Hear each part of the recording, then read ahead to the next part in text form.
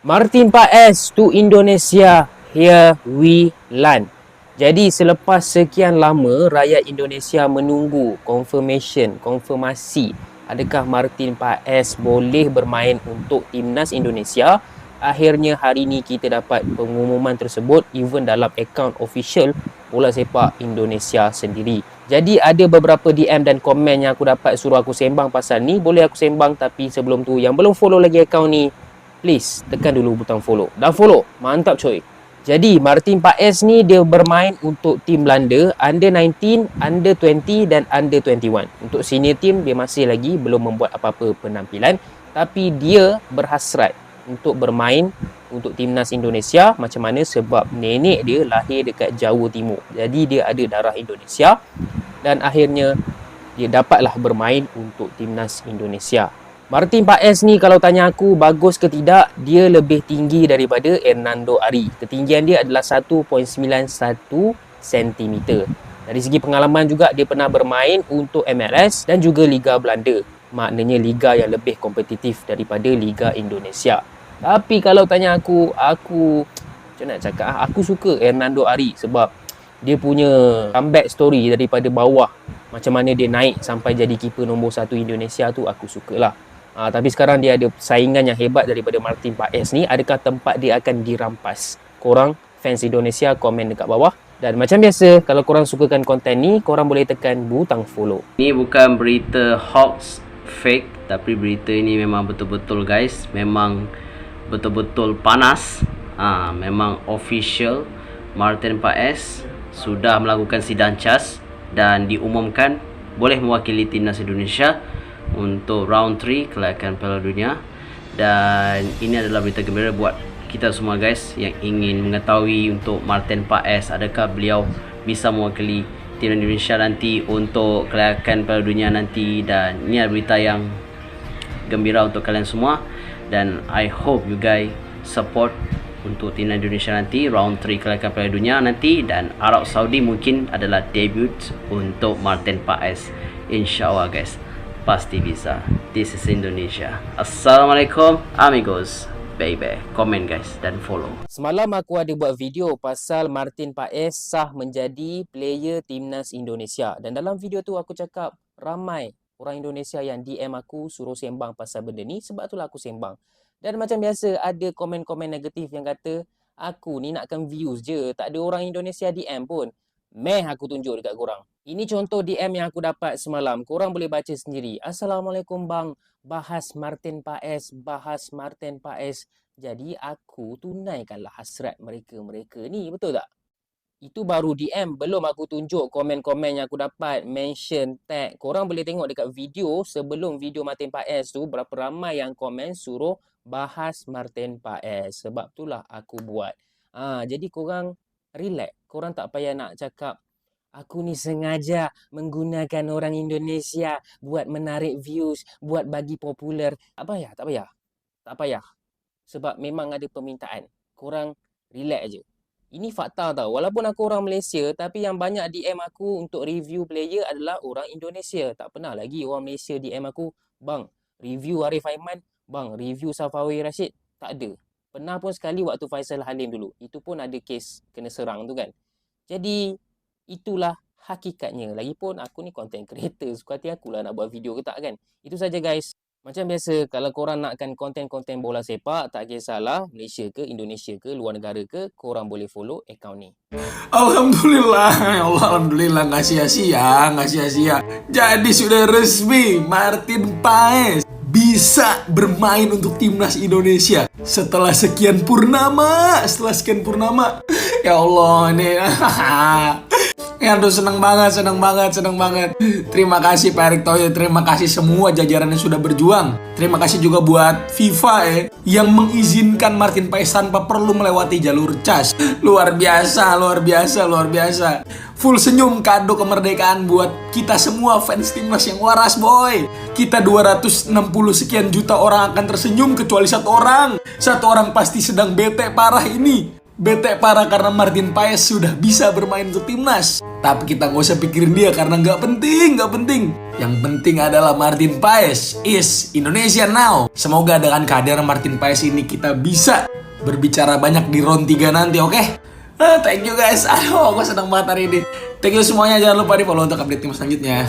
Sebagai pecinta timnas Indonesia, saya mengucapkan selamat kepada Martin Paes yang telah resmi bergabung bersama timnas Indonesia dan siap untuk membela timnas kita guys ya. Dan ya tinggal menghitung beberapa hari ke depan kita akan bertanding atau berlaga dalam kualifikasi Piala Dunia ronde ketiga, dan di tanggal 5 nanti kita akan berhadapan dengan Arab Saudi ya. Harapannya dengan kekuatan baru, amunisi baru dari Martin Paes ini dapat membawa hasil yang positif bagi timnas kita. Diharapkan Martin Paes dapat memberikan performa yang terbaik karena saya yakin sudah berpengalaman di liga-liga yang ada di Belanda dan juga pernah memperkuat timnas Belanda meskipun itu kelompok umur, tetapi dengan pengalaman-pengalaman seperti itu Martin Paes bisa memberikan hasil yang maksimal. Nah guys, saya pribadi sebenarnya mendukung penuh Hernando Ari untuk tetap menjadi penjaga gawang utama dari timnas kita. Namun dalam beberapa laga terakhir ini kita melihat ada penurunan performa dari Hernando Ari, terutama saat dia blunder guys ya ketika kita melawan Irak, dan saat itu pemain dari Irak Ali Jasim berhasil memanfaatkan blunder dari Hernando Ari ini sehingga akhirnya dia bisa mencetak gol. Nah, untuk kualifikasi Piala Dunia ronde ketiga, tentunya kita tidak bisa mentolerir kesalahan-kesalahan yang seperti itu ya. Karena kita menginginkan hasil yang terbaik, kita menginginkan timnas kita ini bisa masuk ke Piala Dunia. Tentunya jangan sampai ada kesalahan-kesalahan kecil yang akhirnya jadi fatal dan timnas kita bisa kesulitan ya. Dan harapannya Martin Paes ini dia bisa tampil lebih baik daripada Hernando tentunya. Dan pesan saya untuk pemain-pemain timnas Indonesia agar jangan sampai melakukan kesalahan-kesalahan fatal, kesalahan-kesalahan yang tidak perlu, salah passing atau kesalahan-kesalahan pemain belakang yang akhirnya bisa dimanfaatkan oleh lawan dan mereka akhirnya bisa mencetak gol. Hindari kesalahan-kesalahan seperti itu karena harapannya kita ingin melihat timnas kita ini lolos ke Piala Dunia ya. Meskipun di sini mungkin ada yang pesimis, ada yang mengatakan dengan nada-nada yang kayak tidak punya harapan ya, tidak percaya diri bahwa timnas kita ini bisa lolos. Jangan terlalu bermimpi tinggi-tinggi bang ya, jangan terlalu ngehalu, itu urusan kalian ya. Saya bodoh amat. Yang terpenting saya bangun kepercayaan dulu. Saya boleh untuk bermimpi bahwa timnas kita bisa lolos ke Piala Dunia. Sekalipun tidak lolos, bukan berarti saya harus kecewa, menangis, stres seperti orang gila. Ya tetap bersyukur. Namun ya paling tidak sebelum kita bertanding, wah saking semangatnya nih sampai jatuh nih. Namun paling tidak sebelum kita bertanding, kita harus bangun rasa optimis dan percaya diri kita bisa, kita mampu. Kecuali hanya orang-orang yang punya sikap mental pecundang ya, sikap mental pengecut, yang belum bertanding, belum melawan aja udah yakin kita pasti kalah. Reaksi Madam Pang mendengar Martin Paes bisa belat timnas Indonesia. ต้องยอมรับว่าวันนี้เนี่ยมันเป็นวันที่คือมันเป็นโอกาสเดียวนะที่เราจะไปเล่นบอลโลกรอบนี้ได้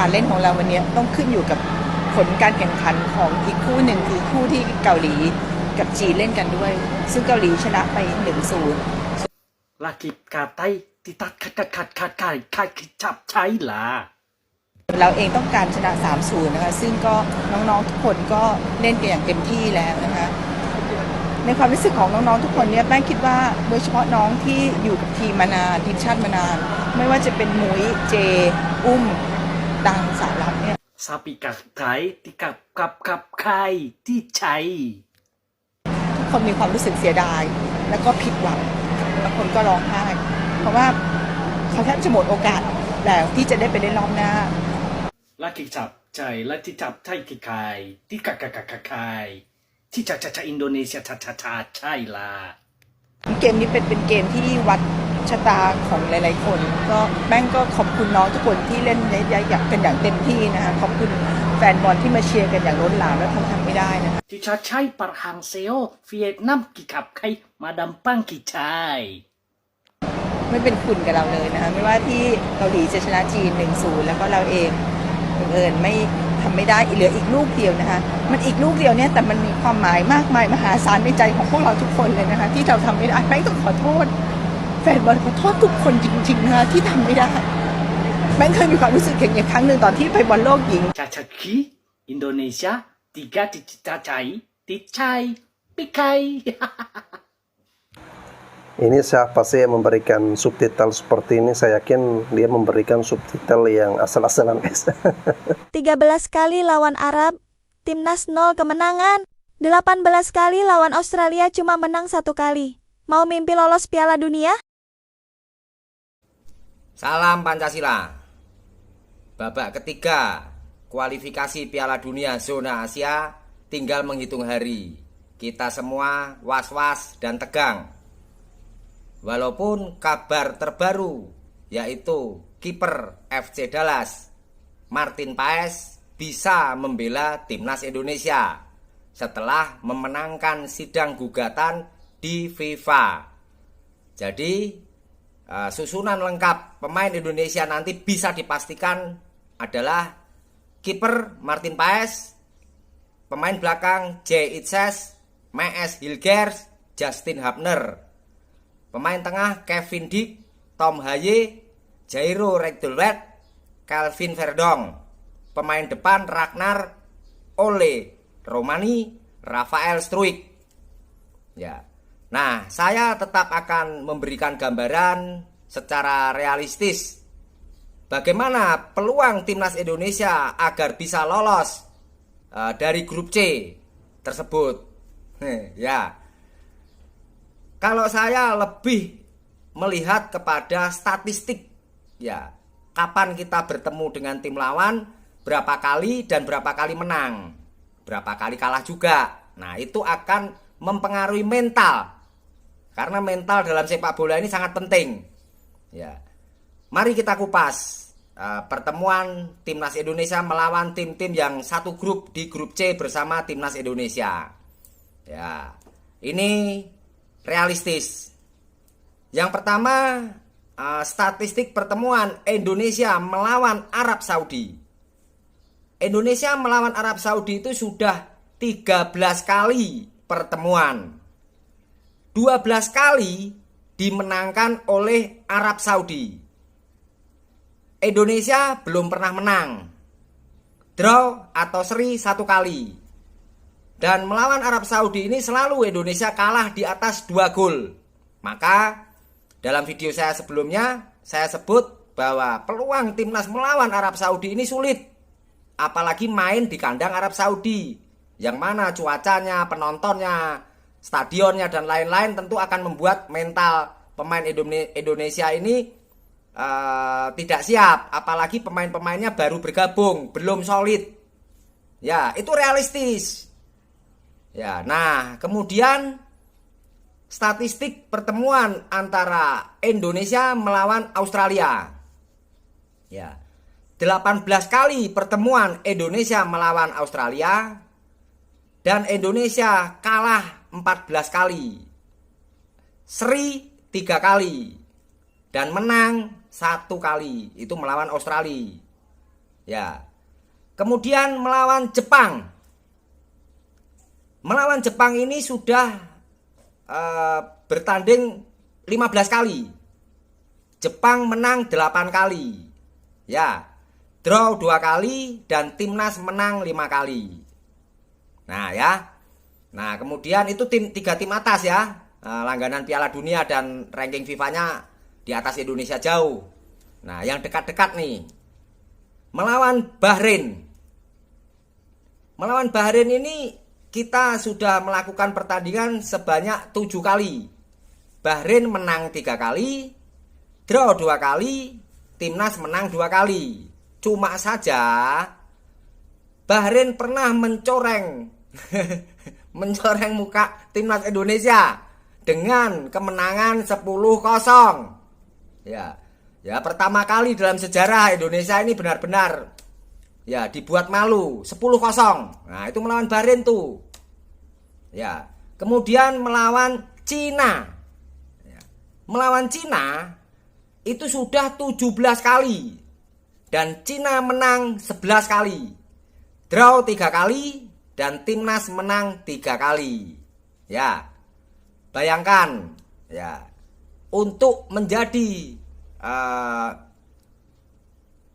juara 4 yang mana Indonesia biar bisa maju ke ronde keempat itu aja sulit.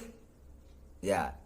Maka dalam video saya sebelumnya ya Indonesia juru kunci karena paling bisa mencuri poin di kandang sendiri, itu pun melawan Bahrain dan Cina.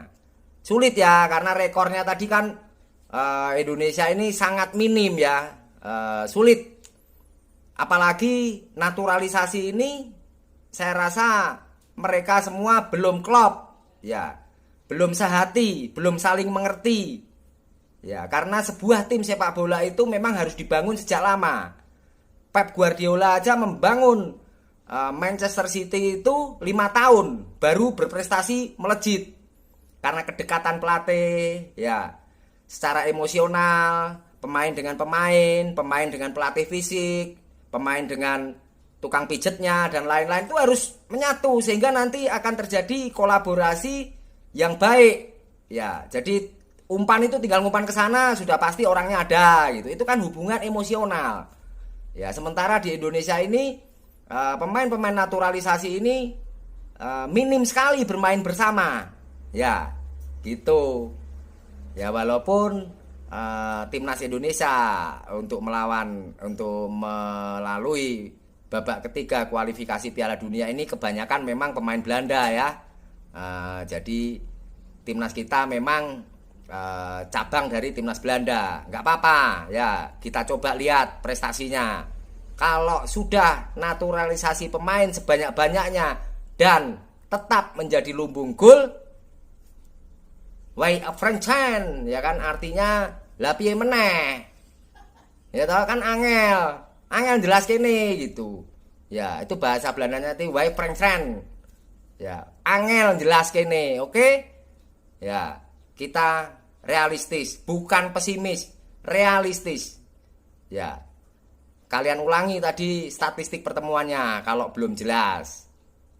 Merdeka. Opo nih?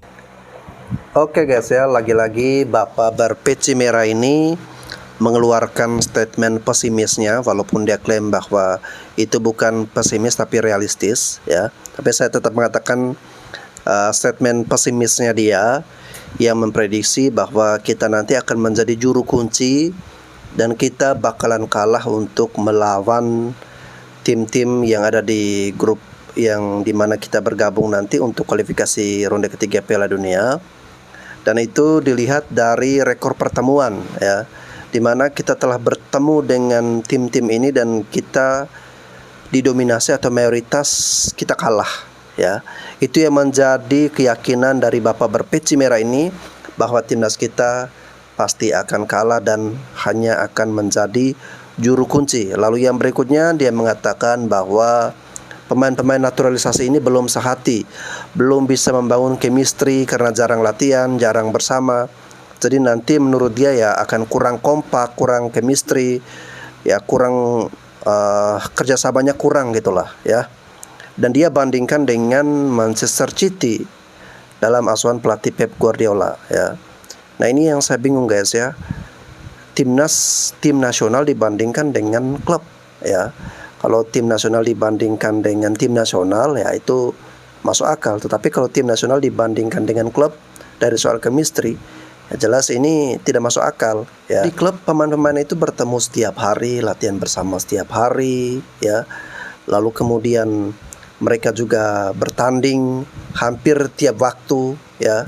Sedangkan kalau di tim nasional ini itu kan jarang pemain-pemain ini bertemu karena mereka bermain di klub semua, klubnya berbeda-beda. Nah guys, untuk Bapak berpeci merah ini ya boleh saja dia berargumentasi seperti itu, namun saya mengkategorikan atau mengklasifikasi bahwa orang-orang seperti ini adalah Orang-orang yang sebelum bertanding dia udah kalah duluan ya.